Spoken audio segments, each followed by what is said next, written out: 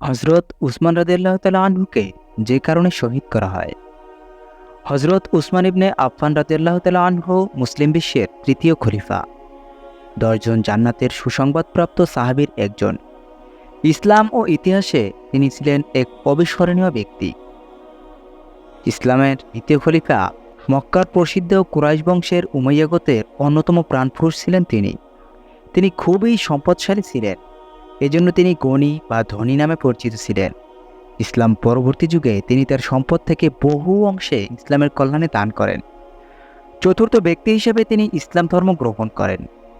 এরপর থেকে রাসূল সাল্লাল্লাহু আলাইহি সাল্লামের পুরো জীবনে তার সঙ্গে থেকে ইসলামের সেবা করে গেছেন। তিনি প্রথম হাবশায় হিজরত করেন।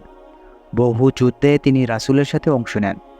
রাসূলুল্লাহ সাল্লাল্লাহু আলাইহি সাল্লাম তার প্রতি খুবই সন্তুষ্ট ছিলেন, যার ফলে রাসূল সাল্লাল্লাহু আলাইহি সাল্লাম তার কাছে নিজের 2 কন্যাকে পরপর বিয়ে দেন।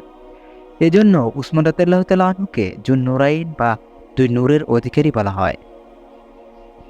ইসলামের দ্বিতীয় খলিফা হযরত ওমর রাদিয়াল্লাহু তাআলা আনহু এর শাহাদাতের পরে 23 হিজরি মোতাবেক 644 খ্রিস্টাব্দে তিনি ইসলামী খিলাফতের প্রতিষ্ঠিত খলিফা হন। 23 হিজরি থেকে 35 হিজরি মোট 12 বছর তিনি খিলাফতের দায়িত্ব পালন করেন। তার খিলাফতের প্রথম 6 বছর পরবর্তী 2 খলিফার সময়কালের মতোই শান্তি শৃঙ্খলা বিরাজমান ছিল, কিন্তু দ্বিতীয় 6 বছরে সেই শান্তি শৃঙ্খলা হ্রাস পেতে থাকে। অবশেষে 35 হিজরির 28 জিলহজ বিদ্রোহীদের হাতে তিনি শাহাদাত বরণ করেন। তার শাহাদাতের সাথে সাথে ইসলামী ইতিহাসে কালো অধ্যায়ের সূচনা হয়। ইসলামের সোনালী যুগের কতিপয় বিদ্রোহী কর্তৃক ইসলামী রাষ্ট্রের খলিফার শাহাদাতের ঘটনা খুবই দুঃখজনক। কিন্তু কী কারণে এমন ঘটনা ঘটল, ইতিহাসবিদগণ এর বিভিন্ন কারণ উল্লেখ করেছেন। সুপ্রিয় বন্ধুরা, চলুন আমরা সংক্ষেপে কিছু আলোচনা করব আজ। উসমান রাদিয়াল্লাহু তাআলা আনহু এর শাহাদাতের কিছু কারণ।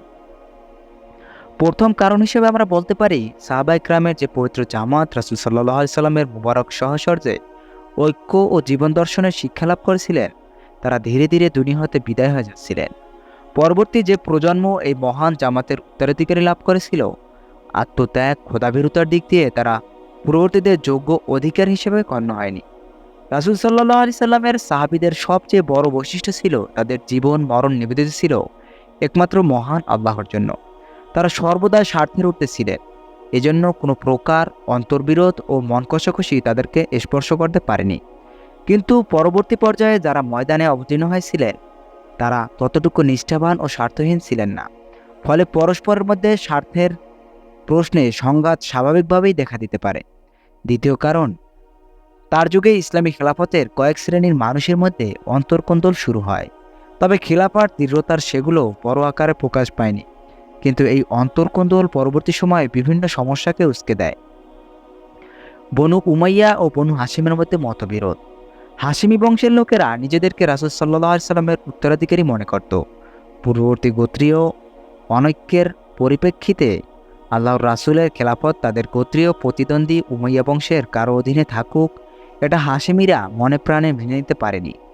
কুরাইশ ও অকুরাইশদের মধ্যে অনৈক্য।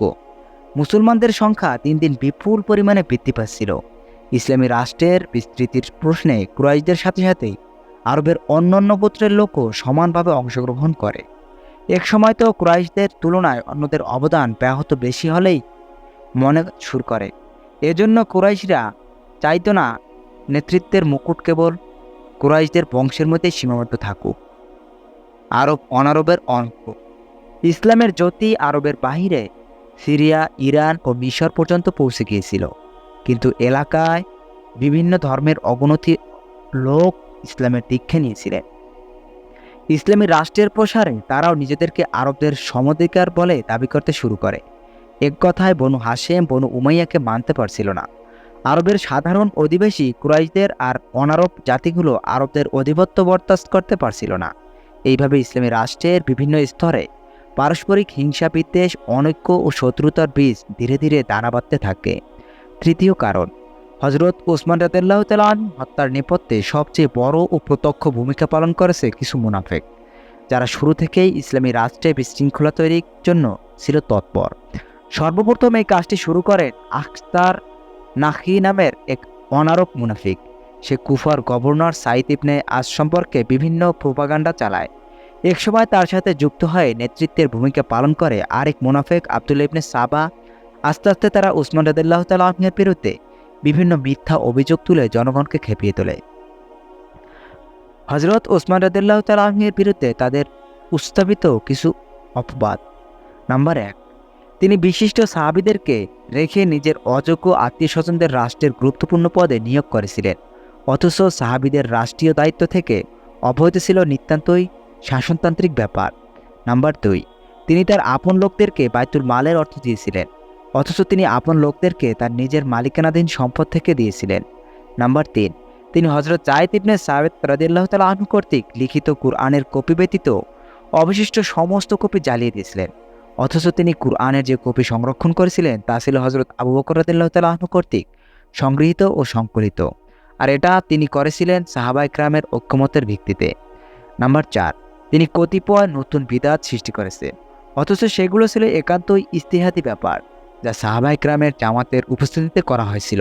এগুলোকে বিদআত বলা চলে না। নাম্বার ৫, তিনি মিশর হতে আগত প্রতিনিধি দলের সাথে প্রকাশ্য বিশ্বাসঘাতকতা করেছেন। হযরত ওসমান রাদিয়াল্লাহু তাআলা আনহুর বিরুদ্ধে যতগুলো মিথ্যা অভিযোগ তোলা হয়েছিল তার মধ্যে সবচেয়ে গুরুতর ছিল এই অভিযোগ।